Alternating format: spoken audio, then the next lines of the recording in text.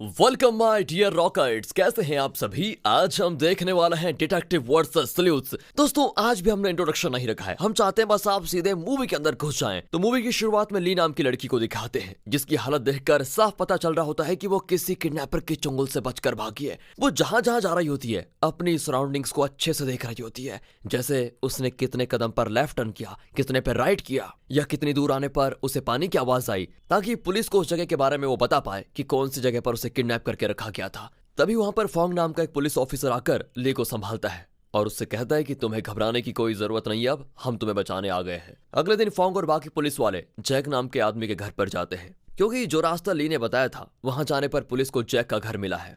यही नहीं, उस घर के गार्डन में 5 लड़कियों के कंकाल भी बरामद हुए। अब इससे पुलिस को यह साबित करना मुश्किल नहीं था कि यह हत्या जैक ने की है और ली का भी किडनैप उसी ने किया है। पर जैक तो अपनी बेटी को गोद में लिए सिर्फ इतना कह रहा होता है कि देखिए मुझे फंसाया जा रहा है, मैंने किसी की हत्या नहीं की। अब वो पुलिस वालों को भगाने के लिए चाकू से डराने की कोशिश कर रहा होता है, लेकिन इस चीज से फोंग तुरंत जैक से उसकी बेटी को दूर कर देता है और दूसरी ओर से रेयान नाम का एक ऑफिसर जैक को शूट करके मार डालता है। उसके मरने के बाद पुलिस वाले द बुचर केस को कर देते हैं बंद, क्योंकि बुचर केस उन्हीं 5 लड़कियों की हत्या और ली का अपहरण था। अब हमें 4 साल के बाद द डेविल कॉप केस का सीन दिखाया जाता है, जहां एक नकाबपोश इंसान फिलिप नाम के एक एक्स पुलिस ऑफिसर के मुंह पर गन पॉइंट किया होता है और जैसे वहां पर पेट्रोलिंग करते हुए 2 पुलिस वाले आते हैं, वो नकाबपोश उन 2 पुलिस वालों के साथ फिलिप को भी शूट करके मार डालता है और अपनी गन फिलिप के हाथ में डालते हुए उसे उसका जूता भी पहना देता है जो हड़बड़ी में फिलिप के पैरों से निकल गया था। अब ये नकाबपोश आदमी ये चीजें इसीलिए कर रहा है ताकि पुलिस को ऐसा लगे कि फिलिप ने ही उन दोनों को फायरिंग की है और बदले में जब उन दोनों ने गोली चलाई होगी तो फिलिप भी मारा गया, वो दोनों भी मारे गए। यही है इस नकाबपोश वाले इंसान का प्लान।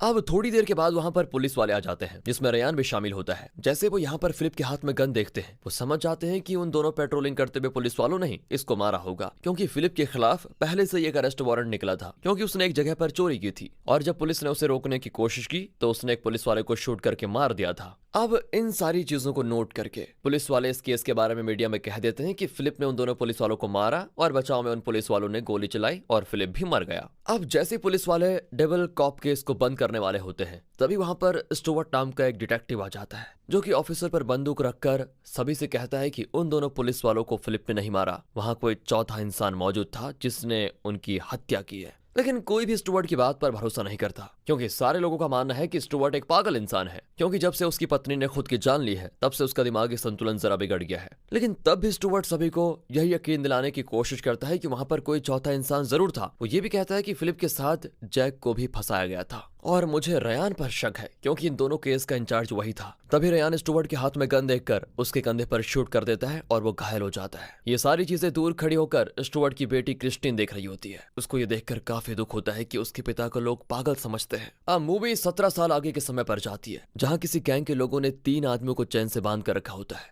जिसके बाद वो सभी तीनों के ऊपर पेट्रोल छिड़क कर उन्हें आग के हवाले करके चले जाते हैं। अगली सुबह मौके वारदात पर पुलिस पहुंचती है। जांच पड़ताल करने पर पता चलता है कि 3 लोगों को यहाँ पर जलाया गया था। वो तीनों एक बिजनेसमैन के भाई थे। कुछ सालों पहले किसी ने उस बिजनेसमैन को उसके परिवार के साथ मार दिया था और उसके मरने के बाद उसका बिजनेस इन तीनों को बांट दिया गया। अब पुलिस को शक होता है कि बिजनेसमैन और उसके परिवार को मारने वाले वही 3 भाई रहे होंगे, लेकिन सबूत न होने पर उन्हें पकड़ा नहीं गया। पर आज कुछ अनजान लोगों ने इन्हें ही मार दिया है। तभी रेयान को जमीन पर चोजन स्लूथ लिखा हुआ दिखाई देता है, क्योंकि वो सारे गैंग मेंबर्स खुद को चोजन स्लूथ मानते थे। दरअसल स्लूथ ऐसे लोगों को कहा जाता है जो किसी केस पर कड़ी नजर रखते हैं और क्रिमिनल का पीछा करके उसके खिलाफ सबूत इकट्ठा करते हैं। साथ ही पुलिस वालों को वहां पर अगला केस का नंबर भी लिखा मिलता है, जिस केस में 21 लड़कियों की किडनैपिंग हुई थी। उसमें से 2 लड़कियों की बॉडी मिली, लेकिन 19 की तो बॉडी कहीं मिली ही नहीं। अब ये सभी लोग अंदाजा लगाते हैं कि हो सकता है स्लूथ गैंग उसी सीरियल किलर को मारने गई होगी जिसने उन 21 लड़कियों को मारा, क्योंकि वो अभी तक पुलिस में पकड़ा नहीं गया है। दूसरी ओर स्टुअर्ट सड़क पर बैठकर अपना काम कर रहा होता है, क्योंकि उसके पास रहने के लिए घर तक भी नहीं है। वो सड़क पर ही रहकर अपनी जिंदगी बिताता है और उसने जितने भी केस सॉल्व करने की कोशिश की होती है उन सभी की जानकारियां वो दीवार पर लिख देता है, ताकि वो एक दिन उन सभी के असली क्रिमिनल तक पहुंच पाए। तभी वहां पर एक आदमी आता है जो खुद को वही सीरियल किलर बताता है जिसने इन 21 लड़कियों को मारा जिस केस की अभी बात हो रही थी। इतना ही नहीं, उन लड़कियों को मारकर इसने सीवर में फेंक दिया था। अब वो स्टुअर्ट से कहता है कि तुमने मेरे केस के बारे में काफी सारी जानकारी निकाली है, इसलिए तुम मुझे अच्छे से पहचानते होंगे, मैं यहाँ तुमसे मदद मांगने आया हूँ। दरअसल दोस्तों आपको बता दूं, ये आदमी मर चुका है और ये एक तरह से इसकी आत्मा है जो किसी और को नहीं दिखाई दे रही है, सिर्फ स्टुअर्ट को ही दिखाई दे रही है। मरने के बाद इसकी आत्मा को शांति नहीं मिली, तो इसने सोचा प्रायश्चित करने के लिए मैं स्टुअर्ट की मदद से सभी को बता दूं कि मैंने ही उन लड़कियों को मारा, और फिर जिन्होंने मुझे मारा यानी कि स्लूथ गैंग ने, उन्होंने मेरी बॉडी पर एक नंबर लिखा है, उसी से अगले केस के बारे में पता चलेगा। और दोस्तों स्टुअर्ट के पास भी एक ऐसी शक्ति थी जिसकी वजह से वो किसी मरे हुए इंसान को देख सकता था, इसलिए वो किलर के साथ वहां पर जाता है जहां उस किलर ने उन लड़कियों को मारकर फेंका था। फिर किलर ये भी बताता है कि स्लूथ गैंग के मेंबर ने मुझे मारकर शायद सीवेज के उस तरफ फेंका है। अब स्टुअर्ट एक नदी के पास जाता है जहां से सीवेज का पानी होकर गुजरता है, क्योंकि रात भर बारिश की वजह से किलर की बॉडी यहीं पर आ गई होगी, और होता भी ऐसा ही है। स्टुअर्ट को वहां उस किलर की बॉडी मिल जाती है जो पानी में रहकर काफी सड़ चुकी थी, लेकिन उसकी बॉडी अभी आधी होती है, आधी बहकर शायद दूसरी ओर निकल गई, इसलिए वहां पुलिस आकर कलेक्ट कर लेती है। लेकिन उन्हें इस बात पर यकीन नहीं होता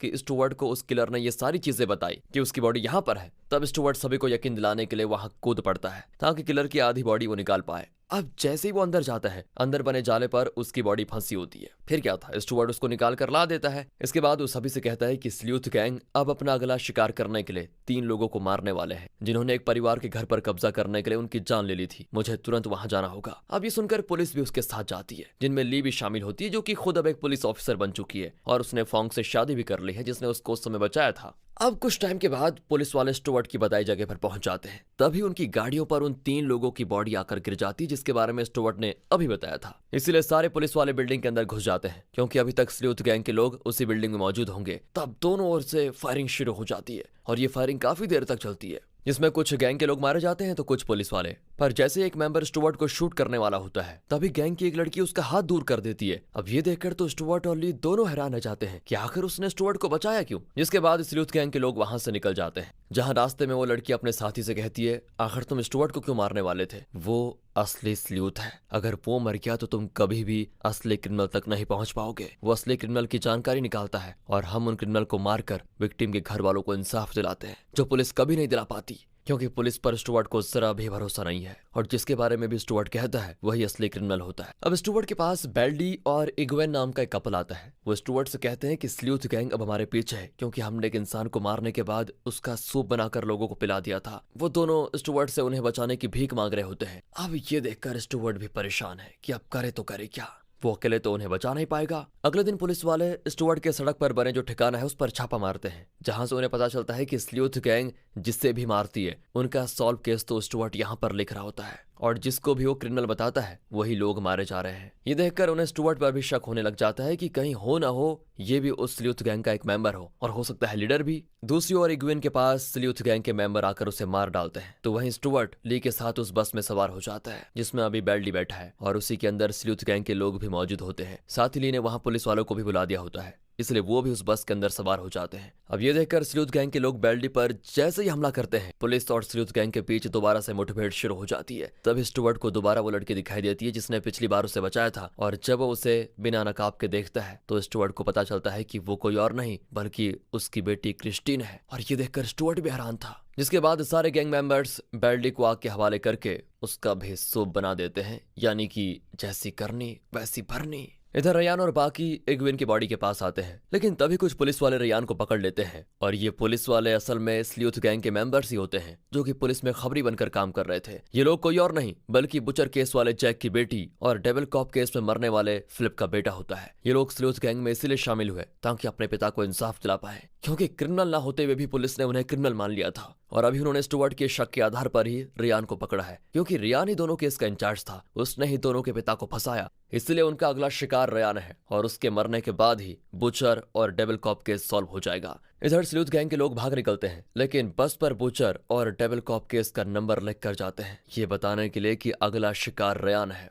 अगले सीन में ली की सीनियर उससे कहती है कि स्लूथ गैंग के रियान पर शक होने के बाद हमने उसके घर की तलाशी ली, जहां से हमको कई सारी लड़कियों की आईडी और कपड़े भी मिले। ये सारी वही लड़कियां हैं जो बुचर केस में किडनैप हुई थी। इसका मतलब साफ है कि जैक नहीं बल्कि रियान ही असली बुचर है। साथ ही उनमें ली तुम्हारी भी आईडी है, और ये देखकर वो हैरान रह जाती है कि जिस पर उसने भरोसा किया, अपना सीनियर माना, उसने ही उसका किडनैप किया था। इधर स्टुअर्ट को उसकी बेटी दिखाई देने लग जाती है। स्टुअर्ट उससे पूछता है कि आखिर तुमने स्लूथ गैंग क्यों बनाया, जिस पर क्रिस्टिन कहती है कि मैं ये नहीं देख सकती कि दुनिया आपको गलत कहे जबकि आप हमेशा सही होते हैं। अब स्टुअर्ट उसे समझाता है कि तुम लोगों ने रेयान को पकड़कर बहुत बड़ी गलती कर दी है। वो असली क्रिमिनल नहीं है, मुझे तो उस पर बस शक था, मुझे कैसे भी करके उसे बचाना होगा। और ये चल क्या रहा है यार। तभी पुलिस डिपार्टमेंट का सिस्टम स्लूथ गैंग के लोग हैक कर लेते हैं और उनके स्क्रीन पर रेयान की वीडियो चलने लग जाती है, जिसमें वो कहता है कि मैं ही असली बुचर केस का क्रिमिनल हूँ, मेरी वजह से फ्लिप मारा गया था, इसलिए मुझे सजा होनी ही चाहिए। अब ये देखकर तो सारे पुलिस डिपार्टमेंट के लोग हैरान हो जाते हैं कि आखिर रेयान है कहाँ, और अगर उसने गुनाह किया है तो सजा देने का हक कानून का है, ना कि स्लूथ गैंग का। तो दोस्तों आपको क्या लगता है, रेयान असली क्रिमिनल है या नहीं, या फिर उससे जबरदस्ती वीडियो बनाया गया है? अब ये देखकर ली तुरंत रेयान को ढूंढने निकलती है, लेकिन फोंग उसको रोककर कहता है कि तुम हमारे बच्चे की मां बनने वाली हो, तुम्हें घर जाकर आराम करना चाहिए। इसलिए वो उसके जूते की खुली लेस को बांधकर उसे घर जाने के लिए कह देता है। लेकिन जैसे ही वो गाड़ी में बैठती है, वहां स्टुअर्ट आकर उससे कहता है कि हमें रेयान को बचाना होगा, तुम मुझ पर भरोसा कर सकती हो, रेयान असली क्रिमिनल नहीं है।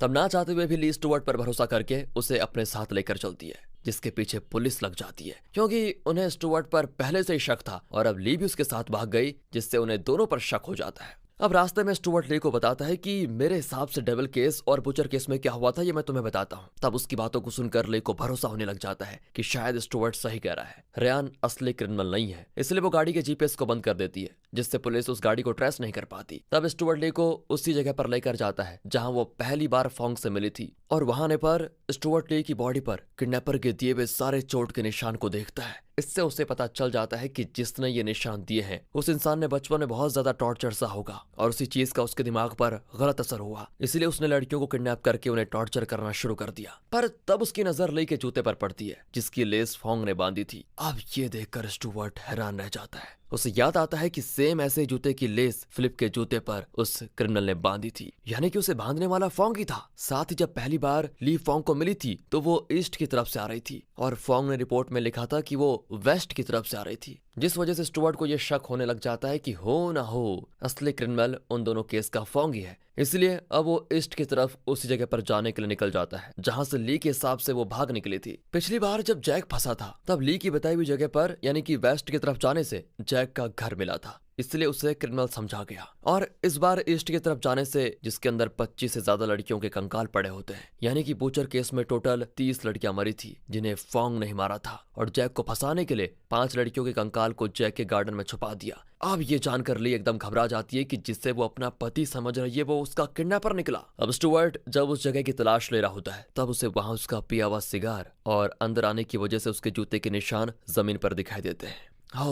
ये देखकर स्टुअर्ट को फोंग का असली प्लान समझ में आता है कि जितना स्टुअर्ट फोंग को बेवकूफ समझ रहा था वो उतना ही शातिर निकला। उसने जानबूझकर ली के जूते बांधे ताकि स्टुअर्ट को शक हो और वो यहाँ पर आ जाए, जिस वजह से फोंग का सारा आरोप स्टुअर्ट पर लग जाएगा, क्योंकि स्टुअर्ट पर तो पुलिस को पहले से ही शक है। अब ये जानकर स्टुअर्ट भी जरा घबरा जाता है कि अब वो क्या करे, लेकिन सबसे पहले उसे रेयान को बचाना था। तब उसे ली की गाड़ी, जो कि असल में फोंग की गाड़ी थी, उसके लोकेशन में काफी सारे प्लेस मार्क दिखाई देते हैं और सबसे लेटेस्ट लोकेशन एक पोर्ट का होता है। इसलिए स्टुअर्ट और ली वहां से निकल जाते हैं कि हो ना हो रेयान वहीं पोर्ट पर होगा। साथ ही जीपीएस के चालू होने से पुलिस को फिर मालूम पड़ जाता है कि ये लोग कहाँ जा रहे हैं, इसलिए वो भी पोर्ट के लिए निकल जाते हैं। दूसरी ओर पोर्ट पर स्लूथ गैंग के लोग 2 हिस्सों में बंट जाते हैं, क्योंकि क्रिस्टिन का कहना था कि उसके पिता ने रेयान पर सिर्फ शक किया था, हो सकता है कि वो असली क्रिमिनल ना हो, लेकिन बाकी के लोग उसे ही असली क्रिमिनल मान रहे थे। तभी वहां पर स्टुअर्ट और ली आकर रेयान को बचाने की कोशिश करते हैं। अब ये देखकर सारे गैंग मेंबर्स स्टुअर्ट और रेयान पर फायरिंग शुरू कर देते हैं, लेकिन तब स्टुअर्ट जैसे तैसे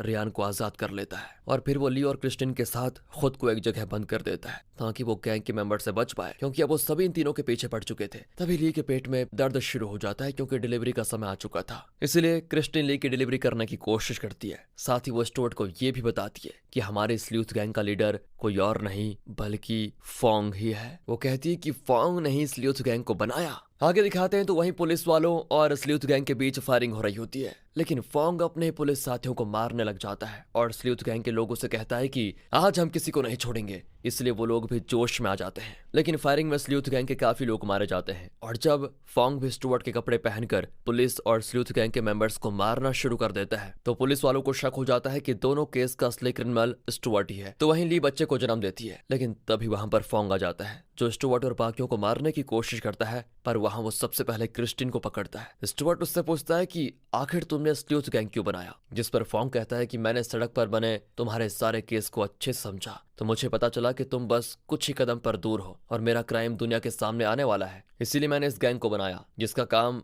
मेरे किए हुए क्राइम के सबूतों को मिटाना था। वो लोग तो अनजाने में ही उन्हीं लोगों को मारते जो मेरा क्राइम दुनिया के सामने ला सकते थे, इसलिए मैंने सारे सबूतों को मिटा दिया। अब आज के बाद दुनिया के लिए असली स्लूथ मैं हूँ और तुम उन दोनों केस के असली क्रिमिनल जिसे जिंदगी भर अब जेल में सड़ना होगा। इतना कहकर वो क्रिस्टिन को शूट करके मार डालता है। इधर रियान पुलिस वालों को सारी बात बताता है कि मुझे फोंग की माँ और उसके भाई के हत्यारे का पता चल चुका है और उन्हें मारने वाला कोई और नहीं बल्कि फोंग ही है, क्योंकि उन दोनों ने उसे बचपन में बहुत टॉर्चर किया था और इसी का बदला उसने उन दोनों को मार कर ले लिया। और ये बात मैं दुनिया को ना बता दूं तो उसने स्लूथ गैंग को मेरे खिलाफ भड़का दिया कि असली क्रिमिनल मैं हूं और मेरे घर पर लड़कियों के कपड़े डाल दिए। फिर स्लूथ गैंग ने मुझे मारकर वो वीडियो जबरदस्ती रिकॉर्ड करवाया, लेकिन मैं तो असल में इन चीजों में हूं ही नहीं, इनके पीछे तो फोंग है। अब ये सुनकर सभी बिल्कुल हैरान रह जाते हैं। दूसरी तरफ ली फोंग के पास आती है और उसकी सच्चाई जानने के बाद स्टुअर्ट और अपने बच्चे को बचाने के लिए वो फोंग को अपने हाथों से शूट करके मार डालती है और उसका खेल खत्म। अब कुछ दिनों के बाद स्टुअर्ट को दोबारा से पुलिस डिपार्टमेंट में पूरी रिस्पेक्ट के साथ उसकी डिटेक्टिव वाली पोस्ट वापस मिल जाती है। ये देखकर स्टुअर्ट भी खुश हो जाता है और इसी थ्रिलिंग के साथ दोस्तों ये मूवी होती है खत्म। बाकी अगर आपको एक्सप्लेनेशन अच्छा लगा हो, स्टोरी अच्छी लगी हो तो लाइक कीजिए, चैनल को सब्सक्राइब। मिलते हैं अगली वीडियो में, तब तक के लिए गुड बाय, ख्याल रखिए अपना and finally thanks for watching.